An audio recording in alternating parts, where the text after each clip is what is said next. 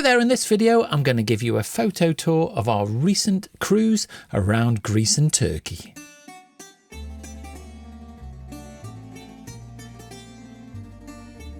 During Easter 2025, my wife and I went on the Aegean Gems cruise aboard Marella Discovery 2. This was a fabulous cruise that visited Kusadasi in Turkey and then some of the Greek islands, with the highlight being Athens. So sit back and look at the photos. I'm going to give you lots of information about the ports of call, and I'm going to tell you why we really enjoy our cruising.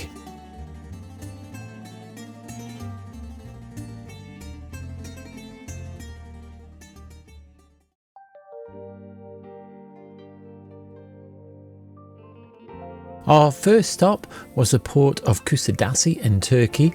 Now you might notice that the spelling of Turkey is slightly different than we are used to in the West. This is because in 2022 the Republic of Turkey officially changed its name to the Republic of Turkey. This shift was initiated by President Erdogan, who believed that Turkey better represents Turkish culture, civilization and values. But also there was some dissonance with the word Turkey being associated with the bird of the same name. This is the house of the Virgin Mary, and it's believed by some Christians to be the last resting place of the Virgin Mary. The house was discovered in the 19th century by following the descriptions in the reported visions of Anne Catherine Emmerich, a Roman Catholic nun and visionary. The Roman Catholic Church has never pronounced in favour or against the authenticity of the house. Ephesus is a really stunning historical site. It was occupied for over 2,000 years by people like the Greeks and the Romans.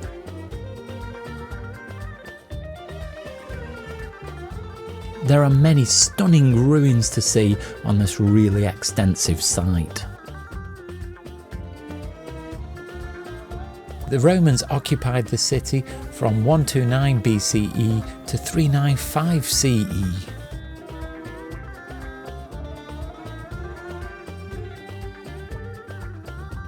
This was our guide on the excursion around Ephesus, and she showed us many interesting sites like this relief carving of the goddess Nike, and also the Temple of Hadrian, which dates from the 2nd century but underwent repairs in the 4th century. It's now been reconstructed from surviving architectural fragments. This marble-lined road leads from the upper part of the city where the wealthy people would have lived down towards the Library of Celsus, and along the way there are many statues and plinths that have writing on them of different forms. There are also some mosaics that have been unearthed and continue to be unearthed by archaeologists, and as you might suspect, these are public toilets. Now this is just one side of a square building. Then you get the first glimpse of the Library of Celsus at the bottom of this road.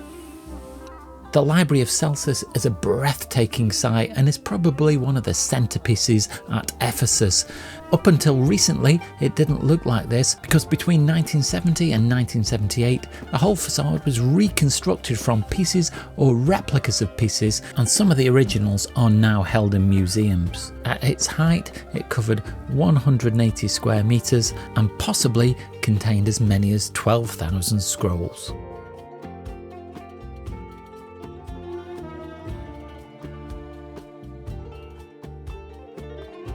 The theatre is an absolutely spectacular site with seating for nearly 25,000 spectators.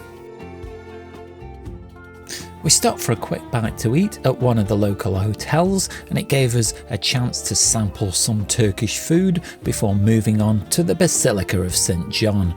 This was built in the 6th century by Justinian on the site where John the Apostle was said to have been buried. The basilica is on the slopes of the Ayasulak hill, just below the fortress near the centre of Selçuk. All over the site there are huge containers which were used to store wine, and also there is a secret tunnel that goes down to the nearby Temple of Artemis. The Basilica of St John overlooks the Izzer Mosque, which is the oldest active mosque in Turkey, built in 1375. The final stop on the excursion was the Temple of Artemis, which is one of the 7 ancient wonders of the world, built in the 7th century BCE. Unfortunately, there's not much to see at the moment. Many of the fragments are now held in the British Museum. Then, before getting back onto the ship, we had a little look around the shops to have a think about buying some genuine fake watches. Our next stop was Athens, and of course the iconic site of the Acropolis and the Parthenon. So there was a short walk up some steps to get to the Acropolis, and on the way we passed the Theatre of Dionysus. It had a capacity of up to 25,000 and was in continuous use down to the Roman period. You also get a really good view of the Temple of Ephesus, which is a well-preserved temple that remains largely intact today. You then reach the proper layer that functioned as the monumental ceremonial gateway to the Acropolis of Athens. It was the last series of gatehouses to be built on the citadel.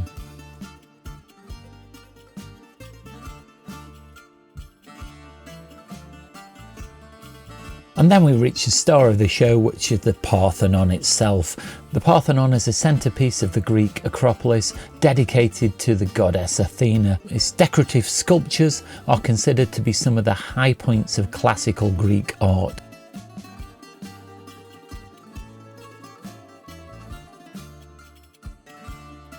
The Parthenon was built in the 5th century BCE in thanksgiving for the Greek victory over the Persian invaders during the Greco-Persian Wars. And in the Mauryan War, a Venetian bomb landed on the Parthenon, which the Ottomans had used as a munitions dump. The resulting explosion severely damaged the Parthenon. From 1800 to 1803, the 7th Earl of Elgin controversially removed many of the surviving sculptures and subsequently shipped them to England, where they are now known as the Elgin marbles.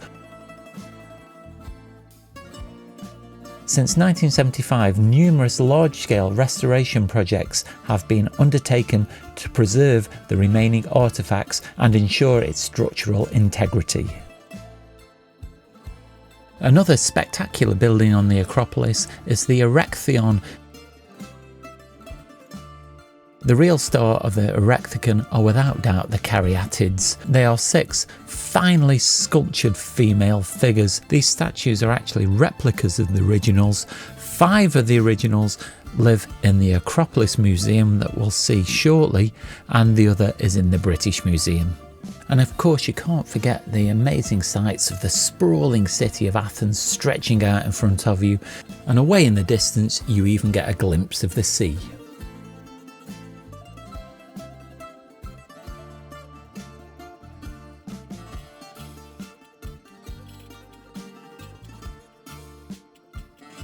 We then visited the Acropolis Museum, and as you can see through these huge windows, it is only 300 metres away from the Parthenon. The upper exhibition called for a rectangular hall mirroring the forms and proportion of the ancient temple itself. The museum's foundations, on the other hand, had to be successfully adapted to accommodate the architectural remains of ancient buildings brought to light through systematic excavations at the building site.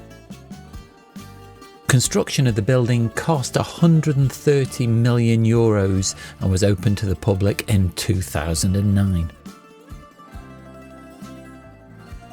All of the pieces in the museum were found in or on the Acropolis itself.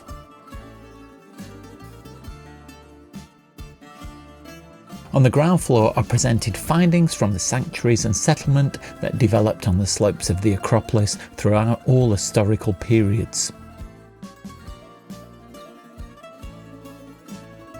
The first floor contains many more pieces that stretch from the 2nd millennium BCE right up until the end of antiquity. There are lots of statues that were found on the site, including the original caryatids from the Erechtheion that we saw on the top of the Acropolis. Then on the third floor is arrayed the sculptural decoration of the Parthenon, which is laid out in the same dimensions as the temple itself.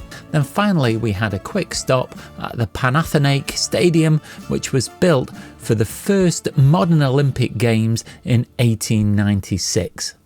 Next it was time for a real change of pace, and we visited the beautiful island of Mykonos. Wherever you are in Greece, you notice lots of cats. Now at first you imagine that these might be stray cats, but the Greek people do have a program for taking care of them, even to the point that they will neuter them so that they can't breed. Mykonos stands out with its white buildings and blue sea, and its streets are lined with crazy paving and all the mortar is painted white, so it's really picturesque. It's appeared in lots of popular culture, including the film Shirley Valentine, and it also appears in the final scene of The Bourne Identity, where Jason Bourne hires a motorcycle to tour the island. Mykonos' nickname is the Island of Winds, due to the very strong winds that usually blow onto the island. There are two prevailing theories as to the origin of the name Mykonos. The first is that the name comes from the ancient Greek Mykon, which roughly translates to pile of stones or rocky place, and the second ties it to the mythological hero Mykonos, the son of Aeneas. Little Venice are rows of fishing houses that line the waterfronts with their balconies hanging over the sea. Some of these houses have now been converted into bars and cafes and little shops and galleries. Little Venice is considered one of the most romantic spots on the island, and many people gather there to watch the sunset. Windmills are a defining feature of the Mykonos landscape, and there are many dotted around the island. They stand in a row on a hill overlooking the sea to harness the strong northern winds. Capped with wood and straw, the windmills were built by the Venetians in the 16th century to mill flour and remained in use until the early 20th century. After spending some time on the seafront, we had a little wander around the maze of shops in the town itself, and this was fascinating due to all of the interesting architecture, little churches dotted everywhere, and the distinctive crazy paving pattern on the floor where all of the mortar is painted white. And finally we paid a visit to a bar and had some Greek yogurt and some local beer. Our next port of call was Hania in Crete. Now it was about a 20-minute bus ride to get to the old town, but it was well worth it when we got there because it's a really stunning place dominated by the Venetian architecture. The main square of the old town is Eleftherios Venizelos Square, also known as the Sintravani from the Turkish word for fountain, and it's the heart of tourist activities in the area.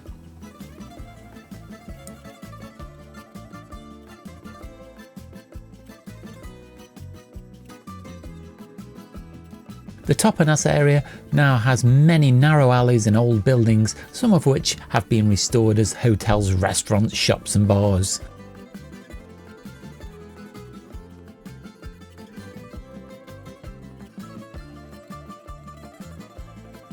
And finally, a very distinctive area of the old town is the harbour itself and generally the seafront. The lighthouse on the harbour wall stands at 21 metres tall, and it's one of the most photographic and iconic spots in the city.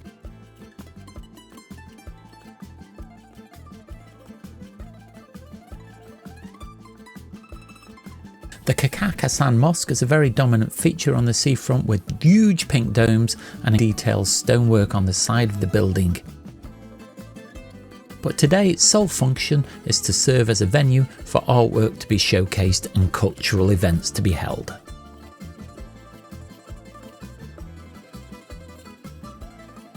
All the buildings along the waterfront at Hania are really picturesque with their colourful frontages, and there are even snow-capped mountains in the background just to set them off as well.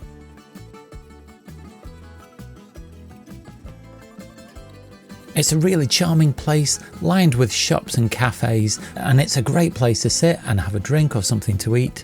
You can even take a ride on a horse and carriage. Our final destination was the stunning medieval city of Rhodes. As you arrive in Rhodes, the first thing that you notice is the huge wall that completely surrounds the city, and it is still largely intact from what it would have been in the medieval times. Our first destination was the marina, and to get there we walked along the seafront and we saw lots of interesting boats, and one was even set up as a shop.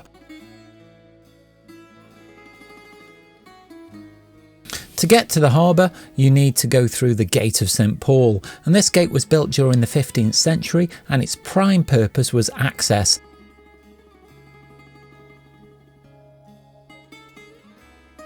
Once through St Paul's Gate, you get to the northernmost of Rhodes City's 3 harbours, with a long jetty up the east side leading to the fort of St Nicholas, and it's traced by 3 iconic windmills. The fort started out as a guard tower in the mid-15th century. And it's also the supposed location of the Colossus of Rhodes, one of the 7 ancient wonders of the world. Many scholars agree that the depictions of the Colossus straddling the harbour have no historic or scientific basis, and the monument's actual location remains a matter of debate. The statue is thought locally to have stood where the 2 pillars now stand at the entrance to the Mandrake port. As you start to enter the old town, past the municipal art gallery, you are struck by the elaborate pavements that are made up of thousands of pebbles in a really elaborate pattern. And then you go through an archway into the city proper, and the architecture is just stunning. As you go through this archway, on the right you come to the Street of Knights.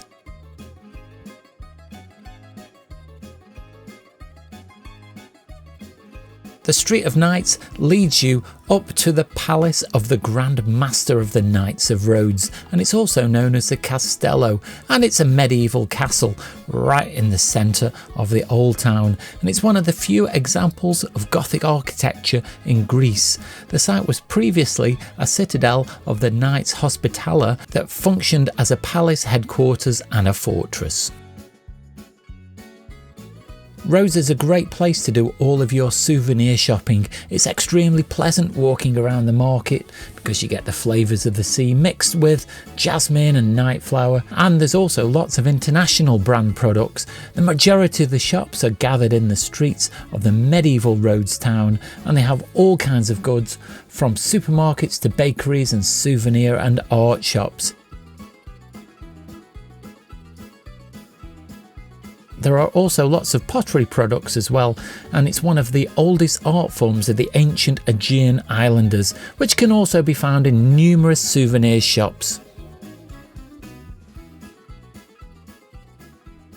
Along the streets you might also find many open stands selling honey, wine, sweets, liqueurs, oregano and other local products.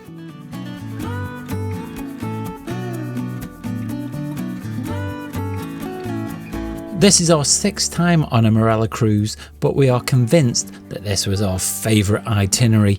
Every port that we visited was absolutely spectacular, but there was lots of variety as well. We got plenty of history and some beautiful locations, and so I can't recommend this itinerary enough. Now, if you've enjoyed this video, you can do me a really big favour and like it, and also share it so lots more people can see it. Thanks for watching, but all that's left now is to say stay safe, and I'll see you soon.